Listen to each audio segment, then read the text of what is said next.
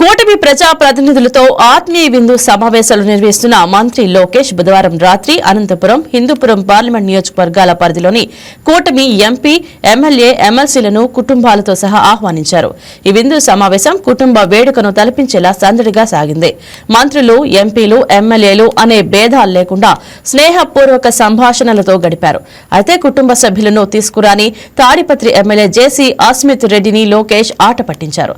చిన్నారులను ఎత్తుకొని ముద్దాడి హైఫైలు కొడుతూ చిన్నపిల్లాళ్లా సరదాగా గడిపారు. ప్రజాప్రతినిధులకు ఒక ఫైల్ సిబ్బంది అందజేశారు. అవి చూసిన ప్రజాప్రతినిధులు ఆశ్చర్యపోయారు. తాము ఇచ్చిన వినతులు ఏవి పరిష్కారమయ్యాయో, ఏవి కాలేదో నివేదిక రూపంలో ఇచ్చిన మంత్రి లోకేష్ బాధ్యతాయుత సంస్కారాన్ని మెచ్చుకున్నారు. ఇంటికొచ్చిన సోదరీమణులందరికీ మంగళగిరి వీవారశాల నుంచి తెప్పించిన పట్టుచీరలను లోకేష్ అందజేశారు.